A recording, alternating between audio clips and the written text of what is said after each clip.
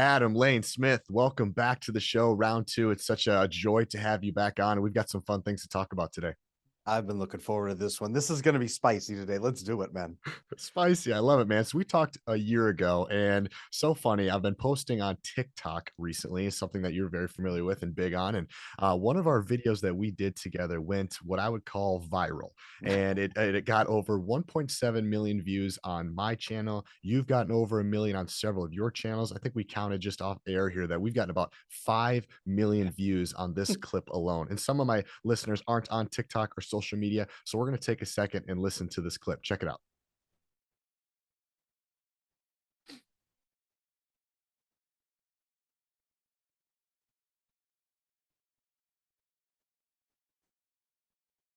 I'll give you one more life hack. Do you ever ask your fiance where she wants to go eat and it turns into like this crazy conversation? Have you ever had that experience? Yes. Do you know why that happens and how to solve it? Teach me. Okay.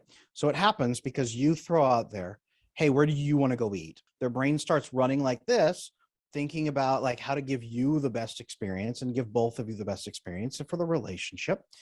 And then they're like, well, it's up to you, babe.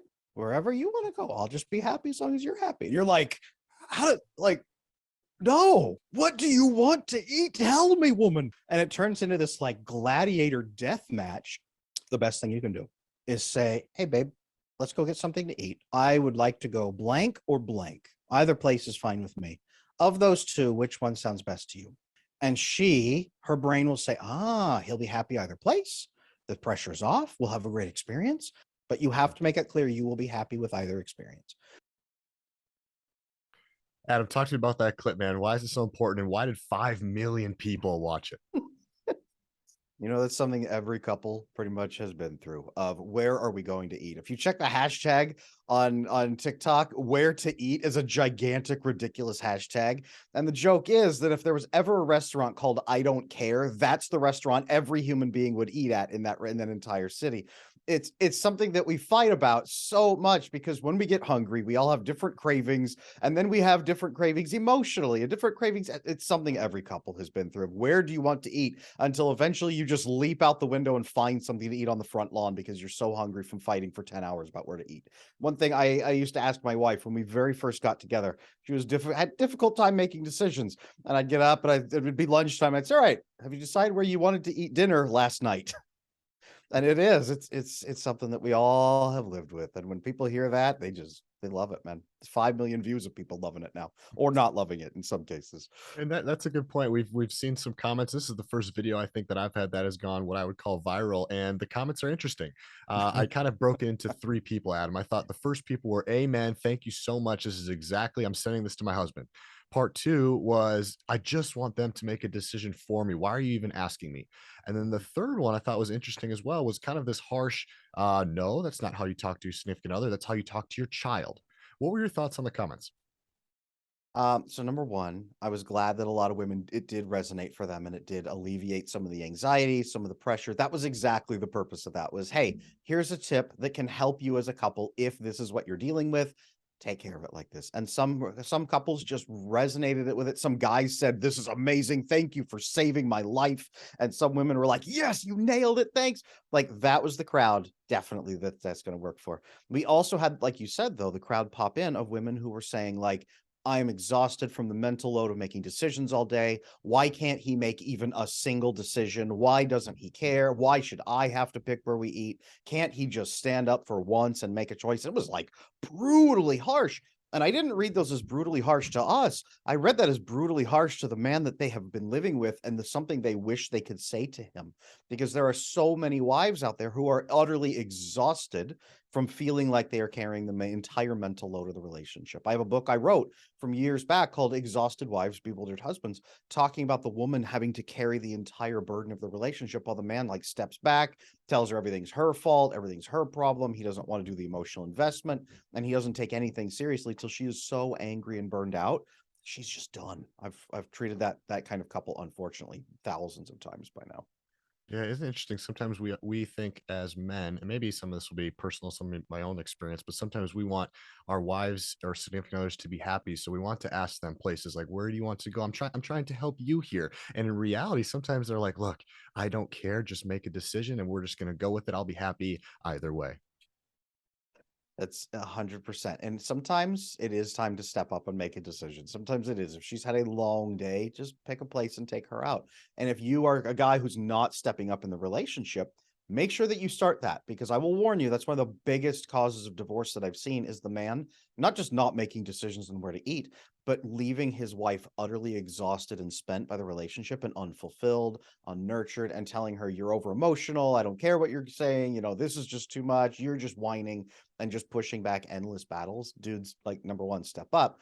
But also, wives, there are some wives out there who are, how shall we say, not generous toward their husband, and they feel that she feels she is doing all of the work and saying he is doing zero. There's also cases where the husband is doing a significant amount of the work and she is not seeing that he actually is. So couples have that conversation. Where's your balance point? Are you taking care of each other? Are you acknowledging each other? Are you respecting each other? Give that love, give that connection. That is one of the best things you can do as a couple, is to love and acknowledge and accept your partner and make sure their needs are also taken care of, not just your own. Cool.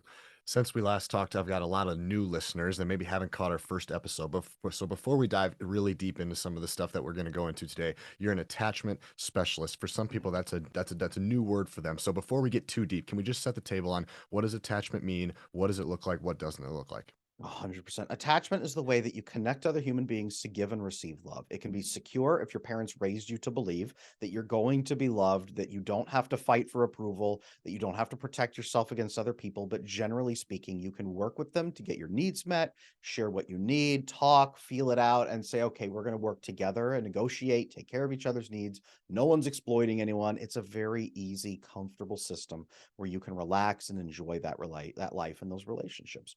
It can break in 3 different ways, though. You can get insecure attachment if your parents were hypercritical, if you got abused as a kid, you got neglected, your dad was gone, you never saw him, and you wondered why. If you were in the NICU for the first several weeks of life and your brain processed, "No one's holding me, no one's caring for me, I'm scared, I'm alone," and your brain just holds on to that daycare way too early, and in large amounts can cause this as well.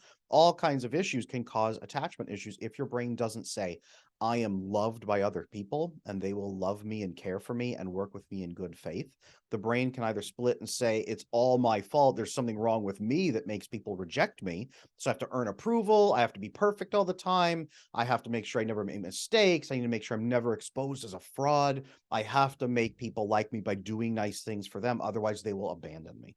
That's anxious attachment. And then there's avoidant attachment. Something is wrong with everybody else that makes them innately selfish. They will never do the right thing.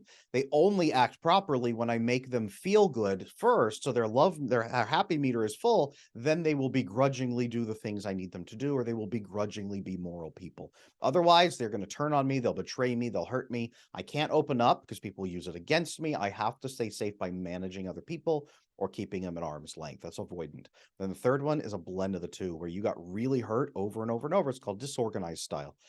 You got hurt so many times that your brain said neither approach is safe enough. I have to have both and be hypersensitive at all times. I have to defend myself from other people. If something even smells wrong, I will end the relationship, burn the house down, jump out the window.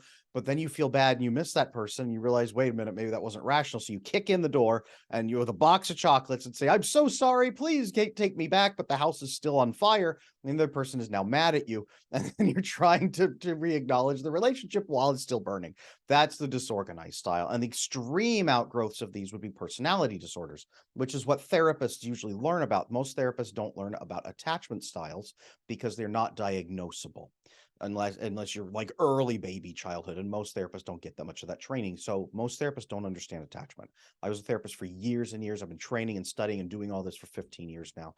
And I was a psychotherapist for years before I retired so I could specialize into attachment worldwide because nobody knows it. Hmm. Let's take it one step further. So out of those three, Adam, which one do you see the most common? It depends. So for men, the research actually shows most men who have attachment issues are more avoidant. And these would be men who get into relationships. They love bomb you at the beginning. They make you feel amazing. They fill your happy meter. They rush ahead in the relationship for the feelings, feelings, feelings. They tell you stories that make you feel sad for them or make you impressed by them. And then they just make you feel like $1 million, and they pull you into the relationship. And about 7 months in, they break up with you, or they start saying, I'm just not in love with you. I'm not feeling it as much. And they start backing off. It's the guys who can never really make deep friendships. It's the guys who are just alone all the time. They may be amazing. Often they're incredible at business because they know how to manage other people, but they don't know how to build deeper connections. So eventually they hit a depressing point in their life where they're just sad and lonely. A lot of them come into my private coaching practice at about 29 and say, Adam, I've never had a girlfriend, or I've only had one and I really disappointed her and we broke up. What do I do to get connected to people? I don't even have friends. Like, who am I supposed to connect with? And I have to teach them and walk them through the process of trusting another human being. That's avoidance, mostly for men. We do have a lot of anxious attachment. If you've ever heard the nice guy syndrome, where Mhm, he's earning approval, trying to mhm. make women like him, like mom liked him, kind of thing. That's nice guy approval, trying not to be abandoned, but they're mostly avoidant. Women, mostly anxious, mostly approval seeking if their attachment is broken, mostly fear of abandonment, mostly feeling not good enough. They'll get into a relationship and do anything for that approval. They will chase bad men who mistreat them and stay with them, a lot of them, because they have a hormone in their brain called oxytocin. They're deficient in oxytocin, and the avoidant man love bombs them and saturates them with oxytocin, which creates a natural addiction, and that's the only person they know how to get it from. And this is why you see so many young women who are insecure chasing men who treat them badly. But the beginning, he treated them very well. And her brain keeps saying, I just need to get him back to the place where he was when he was loving me. But that was a fake place. That was where he was just love bombing you and saturating you. So, anyone watching this who's been in a bad relationship or is looking to date in the future, be aware of your attachment style. You could be chasing approval, or you could be giving approval and then running and feeling terrified of commitment. Both of those are really big indicators for attachment issues. One of the things I love about you most, Adam, is you say, before we start looking at other people's attachment, we first need to kind of look at our own. We need to understand who we are before we start getting into the dating world. And another thing I really enjoy about your content is you not only teach people, what these things are, but you also give some applicable steps, because I think that's the biggest thing is what can we do about this? So let's start with the men. And let's just say most are in that avoidant realm. What can men do to help get rid of, or I would say improve upon their attachment issues? Absolutely. So the number one thing, if you're an avoidant person, a man or woman, is you must come to believe that what you've experienced is not a real generalization to the entire human world. What you grew up with in your family system of people who hurt each other and didn't follow their morals, and they were selfish and entitled, and they hurt you or they just betrayed you, that is not how everyone operates. Your brain has logged this as a fact that other people are incapable of good faith. But it's not true. There are selective people out there who are worthy of your trust. Those are the people that you should connect with, not willy nilly every human out there. You need to go out and find the right people. And there's a couple steps doing that: consistency with their internal moral values, consistency with their life goals of going toward those things, sacrificing for those two things when the chips are down. Do they stay to their morals and principles and their goals? Do they continue to push to those? Can they accept your baggage, and can they be honest about their own baggage and red flags, rather than defending against them, being defensive? And then can they work on genuine mutual fulfillment, where they really care for you and they will do what you need because they actually care for you. So many avoidant people are terrified to open up and trust with their needs, their baggage, anything, because they're afraid other people are going to hurt them or turn on them for those things or resent them. But that's the key point, is finding one or two human beings that break the mold, that prove to your brain there are some good human beings out here, and then deepening your bond with them on purpose. Like I teach in my coaching, there's a step called I'm an anxious person, the anxious person speech of, I'm going to open up to you and reveal to you how I felt about humanity and about other people, but I don't want to feel that way anymore. I'd love to have a deeper relationship with you. What does that look like? Can I share my needs with you? Can I talk with you? Can we actually be friends instead of just acquaintances and keeping each other at arm's length? Is that something you want? And if so, how much sharing is too much sharing? That's the big thing with avoidant people. How much sharing is too much, where you will then throw up and try to get away from me? How much is too much? How much love and acceptance is too much love and acceptance? Building that in and having realistic expectations about the relationship, and then seeing other people live them out, great way to fix avoidant attachment. Anxious attachment is the belief you are worthless and unlovable. So the only way to fix this is to diminish your anxiety response enough that you won't have a panic attack when you go to somebody else and open up and say, I believe I'm an unlovable piece of garbage. Could you please accept me as I am, knowing this about me? Can you still be my friend? Because I want to be honest, and I have stopped being honest because I'm so afraid I have to earn approval that I don't do the things that I want to do, the good values. I hate myself for doing that. And I chase people's approval and do all these things for approval, and I hate it. And I'm going to be honest. Is it okay? And can you still be my friend, even though I'm a worthless piece of scum who lives in the garbage can? Could you still be my friend, or do I have to go live under a bridge with coyotes now? And they'll say, yes, I already knew this about you. You were anxious.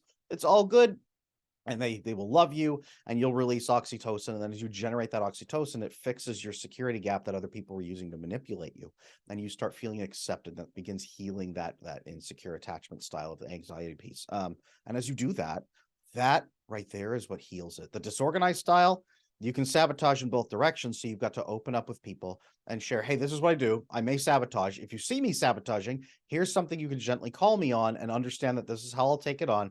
I'm going to do this. And you do that with a couple of people. And then you start checking in when you feel yourself escalate. You check in with someone who's going to ground you with reality, call you on it, say, hey, wait a minute, you're being crazy and irrational. Oh, yeah, I probably am. And then you calm down, and then you manage it more appropriately. So you really outsource some of your reality checking to the people around you that you trust. And that begins healing you as you lean into the relationship, and you desensitize your brain to the extreme fear that you're having. Those are the three big steps that you got to follow for those. And there's other ways. There's troubleshooting. I work with this in my coaching all the time. But if you got those attachment pieces, those are your three steps you need to be looking at. Sounds like to me there's a lot of power in what I would call putting your chips on the table. Just saying, "Hey, look, this is where I'm coming from. This is what I struggle with. I know this about me. Either A, what are your thoughts? Or B, how can we work through this together?" I think there's a lot of power in that. Maybe that's not on the first date. Maybe it's a couple dates in after you get to know them a little bit, but there's probably some power in just kind of letting your guard down and being honest. Hey, look, this is where I'm at. I'm working on this. What are your thoughts? Rather than people probably think, Adam, I don't want to tell them because then they're going to judge me and then they're going to leave me. And then and things are going so well right now. We're 3 dates in. Why do I want to tell them I'm an anxious Mhm. person? Talk to me about that. Mhm. So I've got, it's funny you say that. I've got a community called the Attachment Circle. We run on Discord 24/7. We have group meetings, and the men and women in there both. It's so funny. The men and women, they're both, when I teach them the 3 date method of getting commitment and leading toward exclusivity within those first 3 dates, the men say, I'm not supposed to talk about commitment on the first date. Women will hate that. And the women say, I'm not supposed to talk about commitment on the first date. Men will hate that. And I say, men, would you like it if a woman talked to you about it? Yes. Oh, that'd be great. And women, would you like it if a man mentioned commitment on the first date? That'd be wonderful. And they both sides are afraid of the other side, hating them for saying, you know what? During the date, I would love to have a committed relationship down the line. We don't have to get married today, but down the line, maybe a year from now or something, a deep level commitment. That's what I'm really looking for. Maybe marriage, something along those lines. That's what I want. Is just so we're on the same page. Is that what you want too? If it is, great. We can keep dating and we'll work toward commitment if we're right for each other. If we're not, hey, no harm, no foul. We will finish our dinner. We'll shake hands. We'll have a great time and we'll part as friends. But let's just make sure we're on the same page for what we want. First date, out of the first hour or whatever you're together, that 20 seconds right there, that vets the other person if they're a good match for you for commitment or not. Totally. How has modern culture caused more insecure men and anxious women? I feel like, I'm 20, I'm 30, I'm 30 years old now, but I feel like now more than ever, you're seeing more anxious men and more insecure women. It could be just the people I run with, or it could be just the age of the Mhm. millennials. I don't know what it is. Talk to me a little bit about why has modern society played such a role in that, especially in 2023. So you are absolutely right. Number one, I've been researching this and researching into the last 100 years of attachment is getting so much worse. So Wow. years back, they did some research in some major cities, and they found that about 65% of adults at the time probably had secure attachment, with about 35% having broken attachment. But as they've updated the research and the generations have got younger and younger, what they found is that's shifting actually more toward like a 50-50. Wow. 50% of adults now have attachment issues and 50% of adults don't. And they were finding now that the older generations have fewer attachment issues and the newer generations have more. So as the boomers pass away and as the millennials grow up and and everybody starts growing up and we have next generations, you're probably going to start looking at a shift of 65% with or even 75% with. It's getting worse. The reason for that is we're supposed to have five safety networks that a human being is supposed to connect with. Your immediate family, right? Mom and dad and siblings, and then your expanded family network, all the other family members you're supposed to have, what they call the kith and kin network of married in or surrounding families, friends of friends kind of thing. The family of friends who are so close that it's like family. Then you've got your neighborhood or your tribe or your village or whatever you want to call it, the big surrounding community, your micro community kind of piece. And then you've got some sort of religious organization or religious faith or religious connection, whatever it is. Those five pieces are supposed to be there. And you've probably already put together humans today in America and the West have lost all five. Our families are broken up or were never married in the first place. We've got all kinds of rampant destruction through all of those systems. We've lost family farms, for example, over the last 100 years. We've lost family networks. People used to never travel more than 20 miles from the place they were born. Now it's fine to just pick up and move across the world. All the time. I had a very good friend whose mother, all her kids moved away and then they all moved back and started having kids. And then she got for an extra 10 grand a year, a job offer to move 10 miles away or ten hours away from all her grandchildren, everybody broke up the family system, just decided to move away for that extra 10 grand when finally her family had reunified. And that is incredibly common here in America. Some people listening to this are like, so what? 100 years ago, that would have been considered so mind blowing that a person would give that up for the sake of money. They would throw away their family for money. Inconceivable 100 years ago. Now it's the normal. It's so normal that people don't even question it. They say, yeah, I need all that money. That's fine. I got an extra, after I retire, I'll have time with my family. No, that's 10 years you've now lost. That right there, our family systems are obliterated. So the generational issues are getting worse because if your parents, like I said, didn't teach you correct secure attachment, your aunt, your uncle, your grandparents, somebody would have stepped in. You would have bonded with your cousins. You'd have friends through your cousin network, through your family kith and kin network. You'd have all these connections with other kids. You knew their families. They knew your families. You'd find somebody to marry who was within your giant network. You had known them or known their family for a long time. So you weren't dating strangers. Now everybody's dating strangers with no reason to respect you or care for you. You're literally strangers that will never see each other again. So they can treat you however they want. There's all kinds of problems coming into our attachment issues. That's why our society is breaking worse than ever for that reason. The $1 million question. What do we do about it?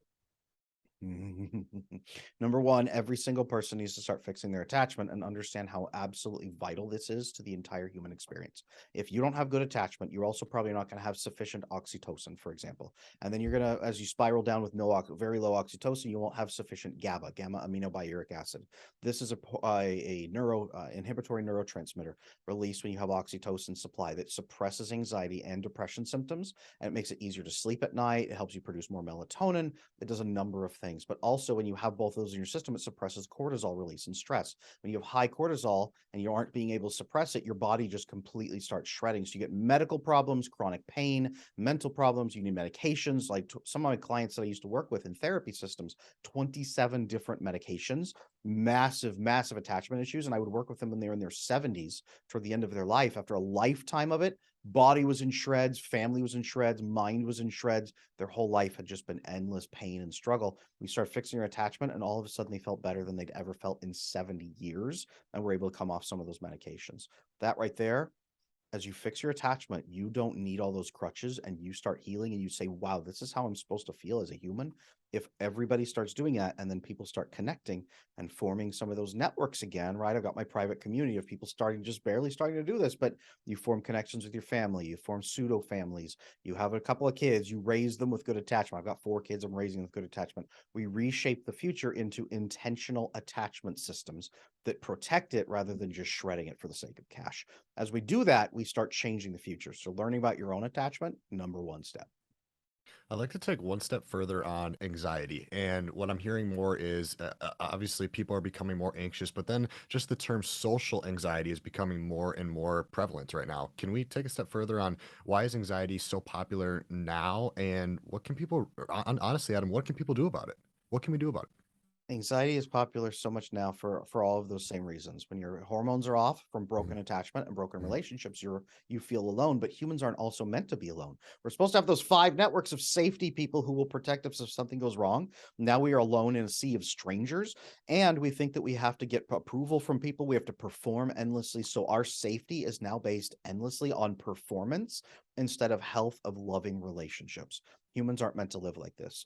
10,000 years ago, 20,000 years ago, if a human was exposed in a culture of strangers and they only were allowed to eat and sleep and live based on how well they performed, and they thought that they'd be thrown out of their culture at any time by messing up accidentally, then yeah, they would be a complete train wreck of a human being because you're in endless survival mode living out in the weeds and the rocks with wolves trying to eat you and no one around to help you. That's what our systems think we're living under right now. Every human probably while watching this is living in perpetual survival mode because we're in a worst case scenario for our brains and our chemistry and how we're built. So yeah, it's a bad. Oh, it's so bad. I just stop and think about it, and it's people are dying out there. That's why anxiety, and that's why the taking your own life epidemic is got just out of control. The sub controlled substances epidemic. So many epidemics are out there right now. Even hookup culture, all of it is so bad right now because people are so afraid. They are desperately trying to connect to strangers to feel safe, to form those bonds that they're supposed to have, and then they're also trying to cover up the pain through dopamine binges, through just shutting down their nervous system with medications or whatever it may be.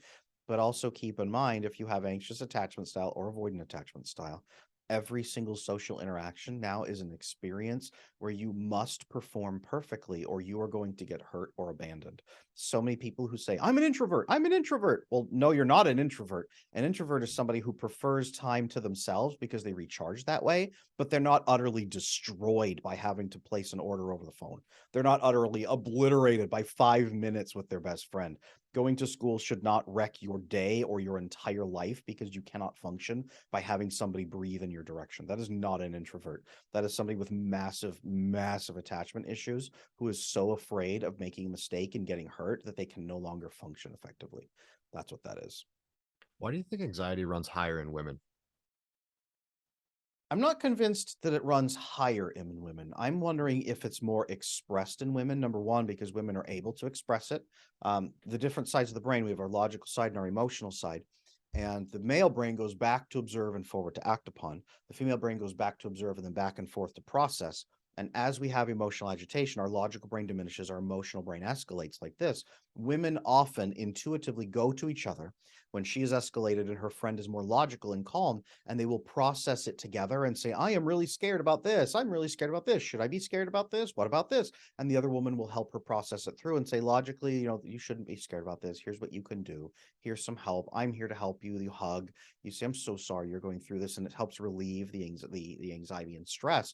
That in turn really helps those women diminish that anxiety. So I think that men are just as anxious, but if there is a component of stronger female anxiety, I am wondering if it's because part of the, I mean, a female neurology is I need to be sheltered and protected because biologically you're going to be taking care of children, you're going to be nurtured. Women typically through every culture on earth have been on the inside of the family unit or the inside of the culture unit, protected and then stable, but then building the family from within.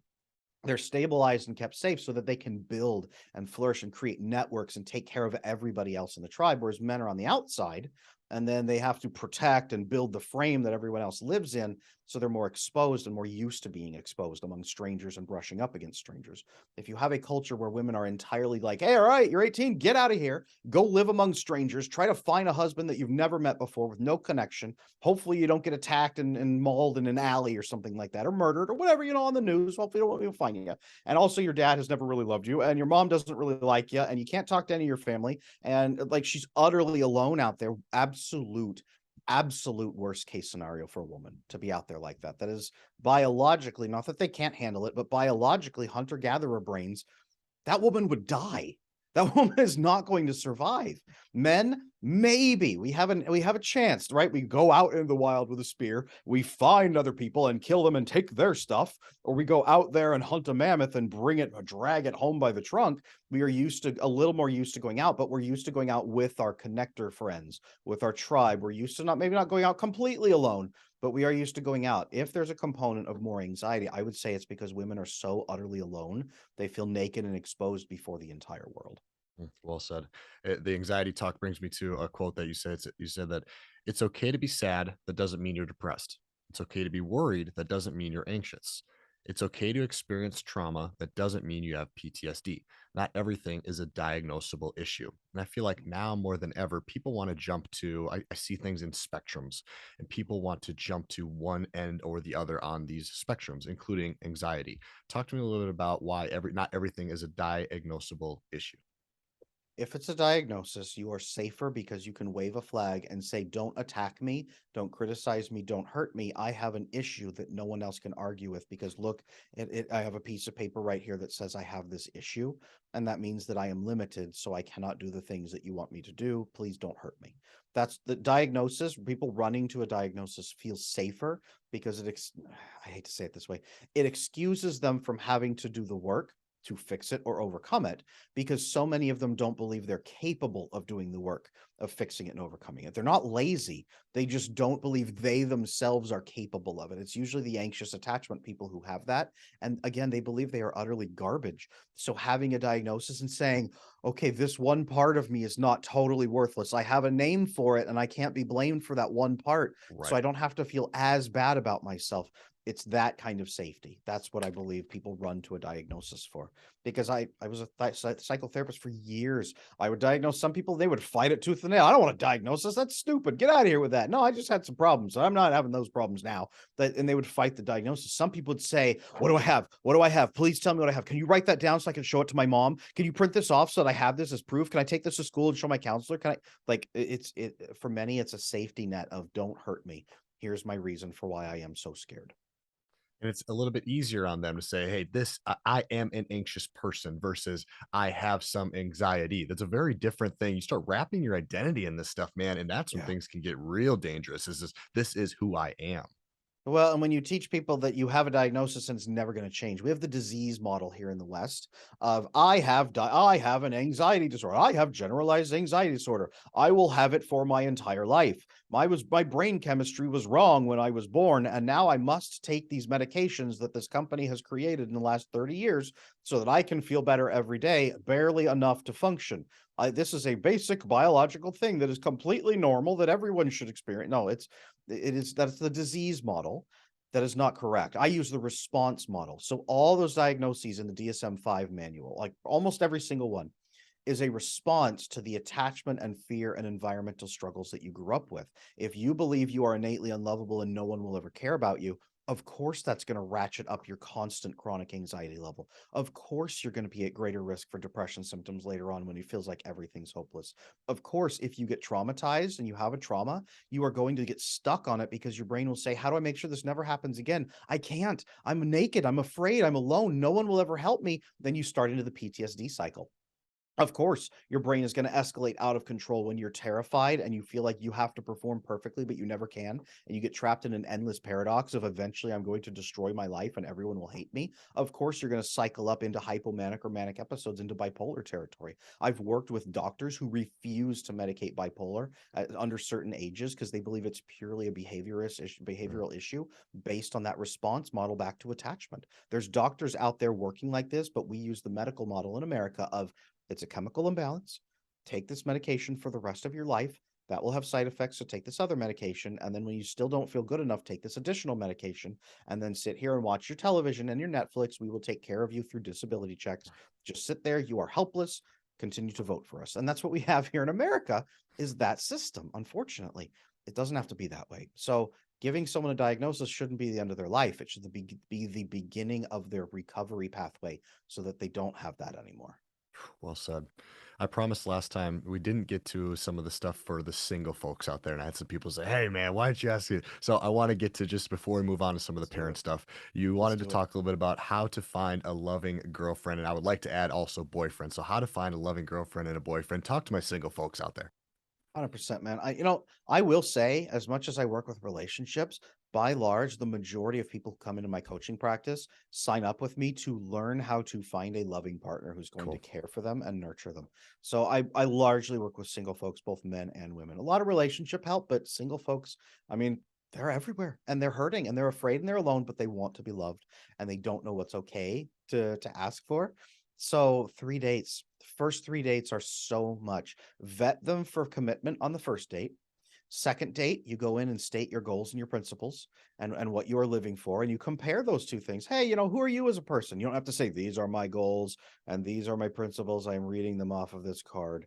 You don't have to say that. Say, like, hey, who are you when you're not here at the table with eating a hot dog? Who are you out in the real world? What are you doing? What are you living to? What are you trying to build in your life? Here's what I'm trying to build. Here's what I want to accomplish. Here's my legacy, right? I did this with my wife when I met her 15 years ago. And I said, hey, I want to have a family with kids. I want to have this. I want to do this. Like, what about you? And she was like, yeah, that's what I want too. Kind of like this, maybe a few more kids than you want. I was like, all right, we could probably work on that. All right. And then like, hey, tell me about you. Like, what are your values? What do you live to? Like, who are you when the stress is down? Like, what's the most important thing in your life? Listening to her stories about herself, of how she persevered with values, instead of her trying to tell me, like, like so many single people do, like, here's my sad story, feel good, still feel sad for me, or here's my amazing story, be impressed by me, or here's this story, like, I'm going to be really hot in, all the relationship pieces. Like, instead of that, like, here's my story about how I persevered. Here's my story about how I met my friend and what I value in my friend. Here's my story about my family and what values we share. Here's some challenges we overcame. Telling you stories about their goals and their principles that way. When we date, we tell each other stories that illuminate what we are trying to make the other person see about us. Keep that in mind, single people out there. And that should be the second date and third date. And then toward the end of the third date, you start talking about realistic baggage. Like, what's wrong with you? What will you bring into the relationship the other person needs to know? Like, hey, you know what? I've got this difficulty. Like, 29-year-old guys coming to my coaching. Adam, no woman is ever going to want to date a man who hasn't dated before the age of 29. Well, no, that's not true. That's absolutely not true. But you just got to spin it right. It's like if you have a resume with a gap, you got to spin the gap. There's a big difference between, I've spent the last 10 years sitting at home on a couch playing video games in my underwear, and I have been working diligently to build a business, or I've been taking care of myself, or I was depressed for a while, but then I came out of it and now I'm helping other people. I was rescuing orphans on the streets of India and teaching them to read. Like, very different from I was at home in my underpants for 10 years. Learn to build those pieces in, but then really share, like, hey, this is where I'm at. I've had attachment issues. I have fixed them. But if I ever have these behaviors, here's what you should look for in the relationship. Call me on it. I will work on it internally. You don't have to enable me or baby me. But here are some realistic issues that you should be aware of in our relationship that we'll just have to make sure we work on. You should be able to share that and accept each other. By the end of that, now you've got commitment, now you've got goals, now you've got values, you've got compatibility, and then you've got real baggage. Is the other person able to be real with you? And have they done the work? Or are they a complete, garbage fire at this point? Which one is it?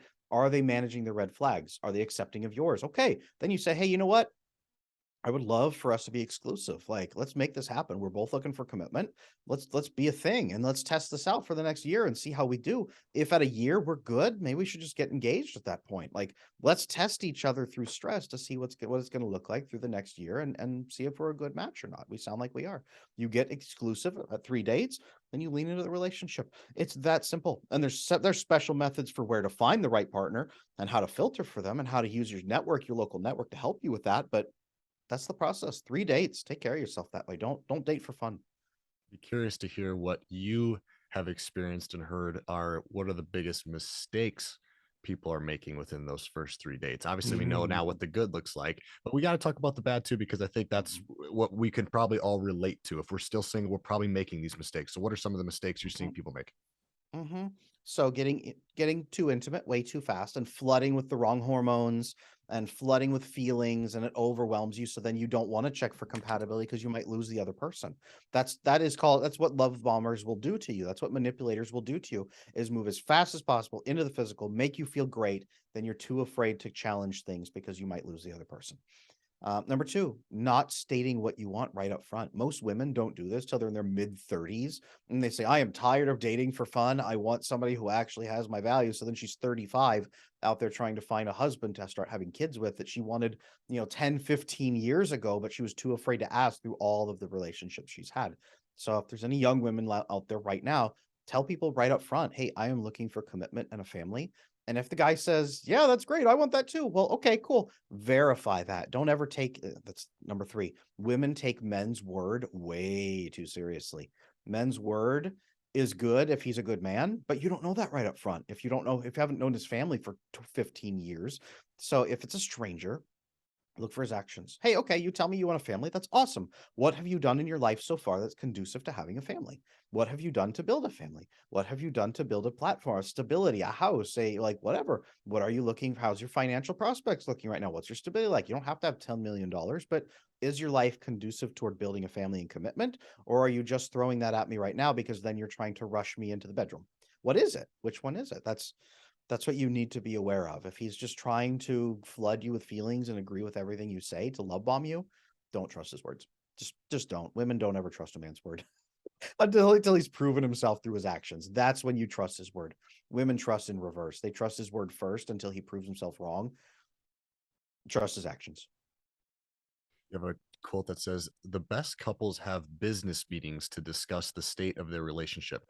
They Mhm. address problems together with a solution focused approach and guarantee mutual fulfillment because a lasting marriage is more like a business than a fairy tale." Now, right now, we're talking about single people first three dates. But what it's sounding like a little bit, Adam, is you are kind of having business type conversations early on, not just when you're 10 years or 20 years in a marriage or you have kids. Talk to me about how thinking of, if I'm following correctly, should we be thinking of these first 3 dates a little bit as a business interview almost? Let's let's do two special little things I'm gonna do Sure. here with you today. Number one, let's assume you want to go into business. Okay. Let's assume you want to start a business and you want that business to run for the next 50 years. It's going to feed your family. It's going to take care of you. It's going to take care of everything that you do. Um, then let's assume that you just go out, you find a stranger who looks physically attractive, and you say, hi, stranger, I don't know much about you, but how would you like to sign this contract and become my business partner today? And we'll launch a business. Maybe you're a little smarter than that. Okay, let's say maybe you have a couple lunches with the stranger first, and you only talk during that lunch about hobbies, about fun things, and about how great it's going to be when you spend your time together being in business. If that's all you have talked about, and you haven't interviewed them in any other way, shape, or form to see if they're a good match for your business, and then you whip out the contract and say, "This is pretty fun. You and I are pretty good friends. Let's just start a business together right now. It'll be great. There will be no problems." This is the worst, dumbest idea to start a business. Now, let's ask this question. When two people commit to each other in a romantic relationship, what are they committing to? It is not a commitment to give each other good feelings for the next 40 years until one of you dies and that one wins and the other one's the loser who now has to live alone for the additional 20 years or whatever. That is not what you're committing to. You're not committing to feelings and fun for 40 years. You are committing to build something together that you could not build separately. For many couples, that is a biological family. That is kids, grandkids, great grandkids. Amazing. For some people, it's adopted kids, mentoring, fostering. It could be building a company together. It could be building a nonprofit. It could be working toward a cause together. Whatever you are going to build together and support each other and enhance each other through, amazing. That's a legacy. What legacy are the two of you co creating together? You are co founding the business of marriage together to create a legacy. My wife, stay at home mom. Before we started having kids, she ran her own business. Now she is a stay at home mom to take care of our kids. I work 12 to 14 hours a day taking care of our business, this business that I'm running, taking care of people, guiding people, running a community, all my platforms, coaching, selling courses, everything that I do this. I am not creating it alone, and she just happens to be there. We are co creating our family and our legacy together. My work is partly her legacy because she's helping raise our kids right now. She's out there feeding our kids, teaching them, homeschooling them, everything. I am creating this aspect of the legacy. She's creating that aspect of the legacy. We are also in facilitating each other to be able to do that. If I wasn't working this hard, she couldn't stay home with the kids. If she wasn't working that hard with the kids, I couldn't be working 12 hours a day. I'd have to do childcare. We are co-creating a legacy together. We're in a tough part right now, but it will get easier and easier as we go because we will have more family to help us as we go through. We are co-creating.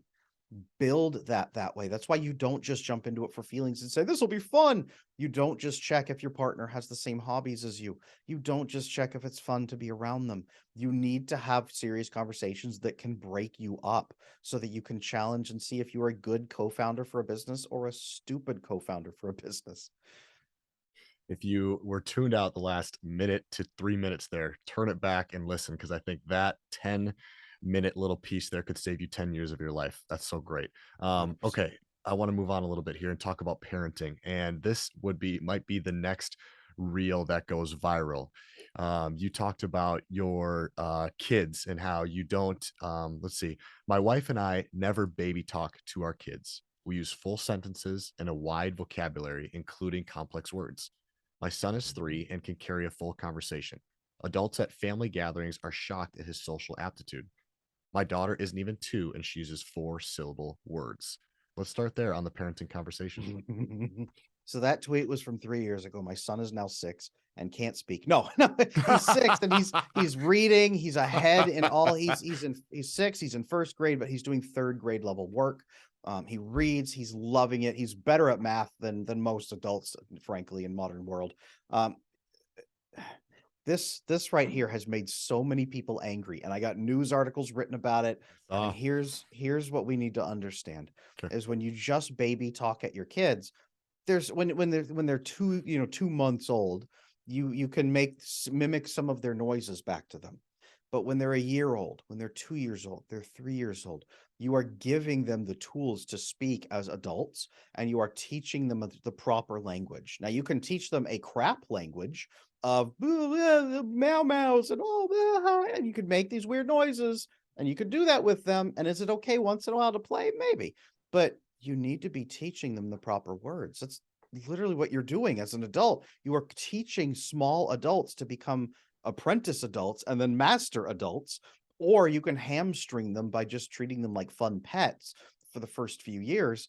And then, well, you've seen where that ends up. So many kids today don't know how to go out and have social connections, right? We talk about, oh, it's fine to maybe talk to your kids. Like modern parents are so much better than previous parents. Well, again, let's rewind to the beginning of the episode where we were talking about the overwhelming amount of social anxiety of I don't know how to communicate with other human beings. I can't articulate my needs. Is that down to language? Well, maybe, but maybe that's just because you didn't have a frank adult conversation with a child and show them what that's supposed to be like.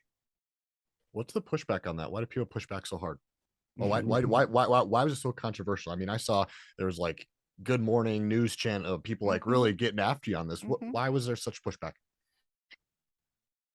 Quite frankly, it's because people felt I was bragging about my children Oh, and okay. what they can do. They thought that I was saying my children are smarter than your children. Okay.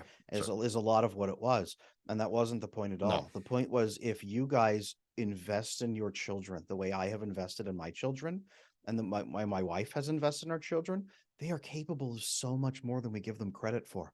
Our children are capable. I'm he's not my kid's not a rocket physicist yet, but he's 6 years old, man. He is amazingly smart. And when I wonder if he's gonna get a concept, I just kinda don't dumb it down, but I make it at his level where his language is so far, which is pretty advanced for most kids his age, and he picks it up and he's brilliant. My daughters, same thing. They are astoundingly smart. If you give them these things, they are a vessel that expands to contain what you give them. If you give them this much, they expand to contain this much. If you give them this much, they expand to contain this much. It's phenomenal. Put investment into your children. Invest in your kids so that they, in turn, can grow bigger than you ever were. That's the goal of parenthood. Another continue with the parent theme here. Here's another quote from you. If your child is an asshole, it's your fault. Take some take some responsibility. 100%. Like, I think Jordan Peterson said, raise the child you'd want to be friends with someday. And I echo that. Your child is somebody that you are helping foster and create. You are creating an adult. They're not merely a blank slate. They have their own features, but you are helping them to become the best version of the person they will become someday, or you're not. If you're totally checked out and it's beer and Netflix and fun and like, hey, I'll play with my kid once a week or something like that, not going to work. You need to invest in them more deeply than that. If your kid is angry, selfish, pushing back, if they feel like they have to take from other people to get their own needs met, and they don't understand what it's like to hurt somebody else, they don't care that they've hurt someone else, that is a deep, deep problem with the lessons you didn't teach them. Those are absolute basic lessons you need to teach your kids. We should be keeping our kids out of prison. Not that every mom with a kid in prison is the problem. Needs to be there too. But both parents need to be investing in taking care of their child and raising a successful adult who can go out into this world and do what is best for them in their life. Here's another one. Reminder that your kids should leave home at 18 is a setup by the central banks to make 10 family members pay 10 rents and mortgages, 10 sets of utilities, 10 car payments, and 10 of every item for a home, plus entertainment and stress to relief cope with being alone. And in addition, you say, US parents, when you're 18, say, it's time for you to be alone. It won't help you. Nobody helped me. And look how great it turned out. Now get out and don't come back. US parents, when you're 50, say, okay, I blew your inheritance. I'm old and need you. You got me, right? Families are meant to live together. Families are meant to be together. When I say that, people get furious because they had a bad family and they say, "Adam, you want me to go be enslaved to my family? I will destroy myself." No, no, no. Families are meant to be together, nurture each other, care for each other's needs, be mutually fulfilling, taking care of each individual and taking care of the family system at the same time, not smothering the individuals for the sake of the collective. No, no, no. But we are tearing apart the collective for the sake of each individual to then be able to go out and just engage in endless hedonism and safety and privacy and every single person now living utterly completely alone and hating it. So many of my male clients live completely alone Mm. and they say, "Adam, what am I supposed to do with my life?" So many of my female clients live utterly alone and say, "The most miserable part of my day is coming home and sitting here in my empty, silent house. I'm now 33 years old. I thought I would have somebody and I have nobody." Now, does that get fixed automatically if you just get married and have kids or have a partner or have a cat?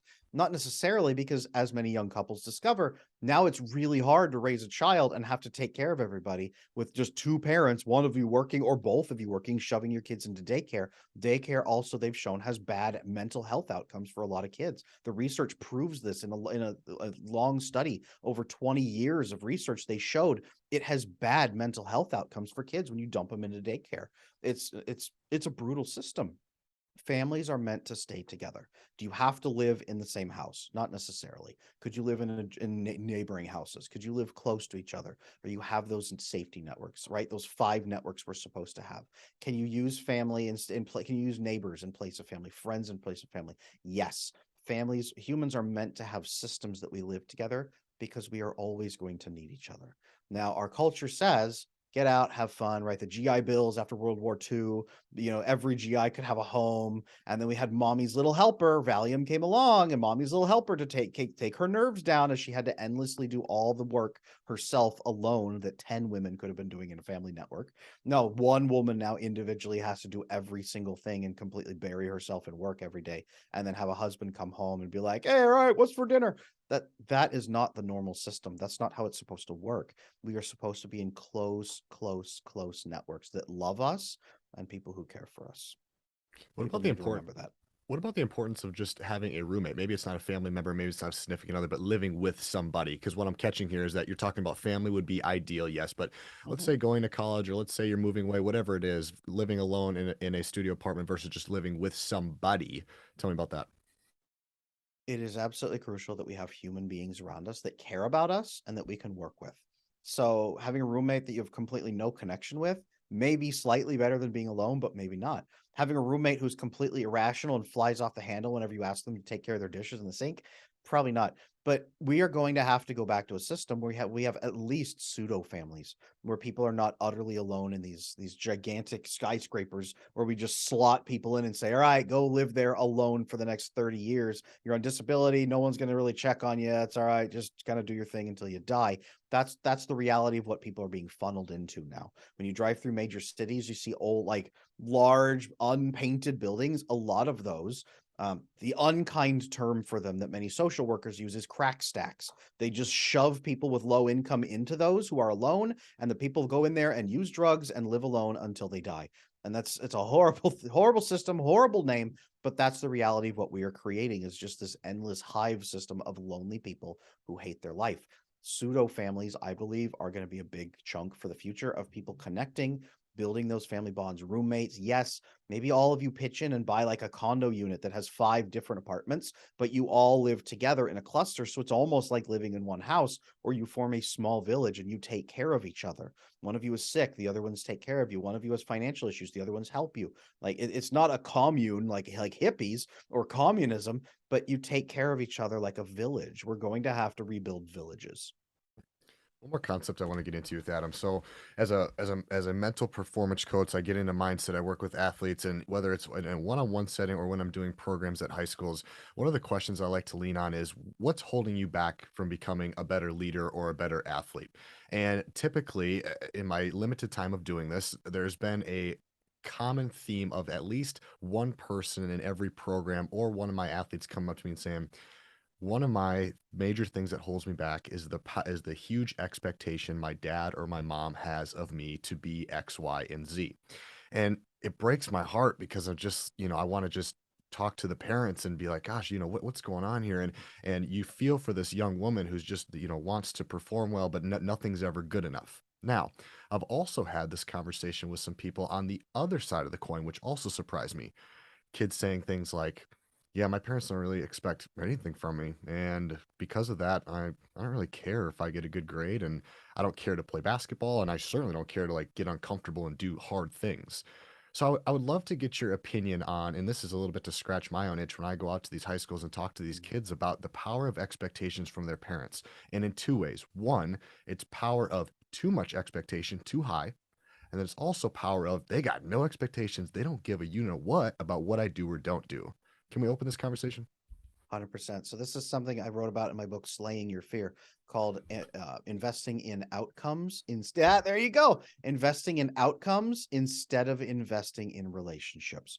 Parents either invest in outcomes where the only thing that matters is the outcome. My child is going to be a surgeon, and if they're not a surgeon, they are a complete and utter failure of their talent that they had. They should be a surgeon, or there is nothing else in life and there's no purpose. And I will simply tell them for the next 50 years that they failed me by not becoming a surgeon or an athlete or whatever it may be. Investing purely in outcomes instead of into the relationship with the human being and saying, what is really best for this human being? All right, I've got a 6-year-old son.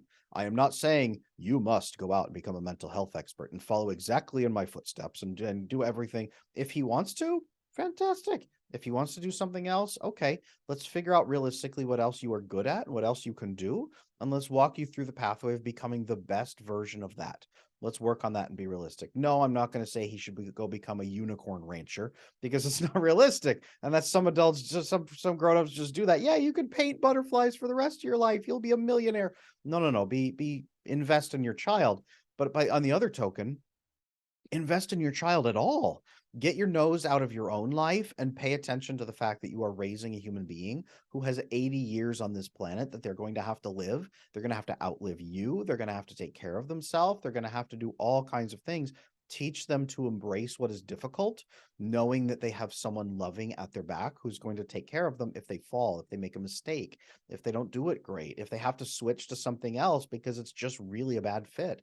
Keep that in mind and work with them, optimize them. Every single parent is a coach.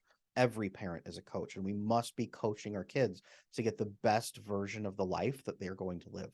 That doesn't mean we criticize them at every mistake, like, oh, well, now you failed because you're not going to get the best outcome in life. You're only going to be at the 93%. No, you say, okay, well, great. That's where you're at. Then here's the best you can aim for. Let's do it. Let's get you there. Let's see if we can break that limit together. If we can't, that's okay. Let's test. Let's figure this out together. Be excited about your child's life, but be excited about your child's life, not your outcome you're trying to reach.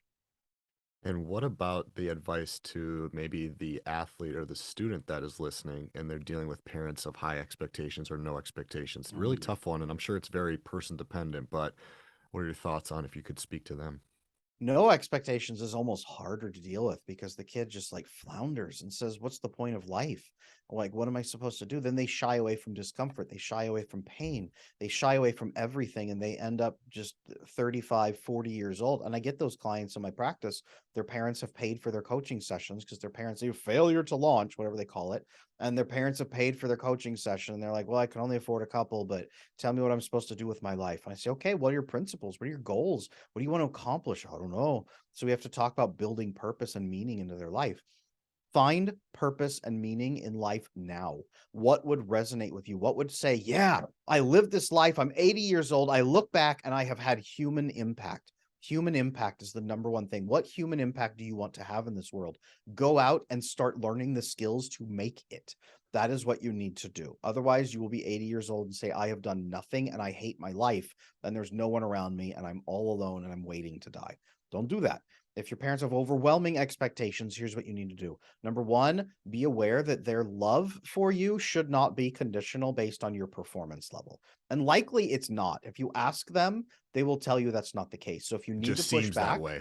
it seems that way. If you Mhm. need to push back, ask them, Dad, I really want to live up to your expectations, but there's something that's cutting me apart and I don't know if I can perform. It's holding me back. I need to ask you, like, if I give it my best and can't do this, would you still love me or am I disowned at that point? If I haven't given up and failed that way, but I've given up, I've lost because I can't do it.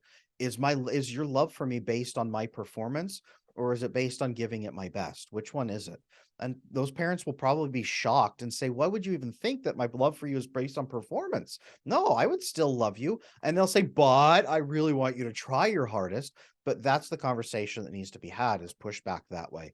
Be aware that you're probably going to go out into the world and think that everything is based on your performance. And that's why your anxiety level is going to be so high. You'll accomplish a lot until you suddenly flame out and have a nervous breakdown. And then you'll have to spend all the money you've gathered so far just repairing your damaged psyche and your damaged health. Like, stop. Understand that love is not supposed to be conditional to that extent. It's not supposed to be based on performance. It's supposed to be based on principles and values and how you choose to love other people or don't. That's what love is mostly based on, is who you actually are, not what you've accomplished or your performance. Stop and have that talk. Clarify. Tough topics, tough conversations, but it's real life, Adam. It's real. I mean, people are experiencing this more than I ever knew. And so yeah, I appreciate you expounding on that. So last time we talked about as we close down here, you gave me a life hack, it went viral. I'm gonna challenge you. Do you have one or two? You've given us so much already, but one or two more life hacks, and maybe this will go viral as well. What do you have cracking? Oh boy, I'm gonna have to think about this one. Okay, here we go. Okay. If you're afraid of what other people think of you, it's your fault, because you have trapped yourself into your own brain in a perpetual spiral that is never going to get better. It's only going to get worse. And I don't say it's your fault because you're a bad person. It's your fault because you have not cracked open and worked with the other person to ask them what they actually think of you and how to make it better. If you want to get out of your head and stop overthinking things and sabotaging your relationships or sabotaging your own happiness, stop when you're overthinking and ask the other person if there's a problem. And if so, what do you need to do to correct it? That right there will stop the overthinking, stop the sabotaging, and stop the misery cycle. And that will fix your attachment at the same time. Easy. You had that one lined up ready to go in your back pocket, Adam. That was awesome, man. Hey, so cool. There's some common themes I'm pulling out from listening to you, man. I've listened to a ton of your stuff. I've obviously researched you a lot before this podcast and before the last one. A lot of it comes down to clear communication, getting super clear about your expectations and not being afraid of having difficult conversations. My dad always taught me from an early age, agreements prevent disagreements. And if you can just kind of have that motto in your life, I think that just is going to be, it's going to save you so many years and breakups and heartaches by just being really clear about what do you want. 100%. That is what human relationships are supposed to be built on. Not feelings and guessing, but facts and mutual care. Cool. Adam, you're the man. If I want to point my listeners, you got a lot going on, a lot of different channels. Where's the Oh, best yes, I way do. to find you? And then also I got the book Slay Your Fear. I really enjoy it. So I'm an advocate of it. Where else can they find you? Where can I point them? 100%, man. So, best place number one, TikTok. I've got almost 300,000 followers on there. I do 6 live stream events a week. I am at Attachment Bro. I'm also blowing up Facebook. I'm at Adam Lane Smith over on Facebook as well. We've just spiked hardcore. Instagram, if you like high visuals and really informative pieces like that, over there at Attachment Adam. I'm also on YouTube at Adam Lane Smith and my website, adamlanesmith.com. I've got a whole video course on there, the Attachment Bootcamp, that walks you through the 10 steps to fixing all of these insecurity problems so you can build great relationships and relax into your life and build the best version of you. Cool. Adam, thanks for taking the time for round two. This was a pleasure. Thanks for being here, man. This was fun.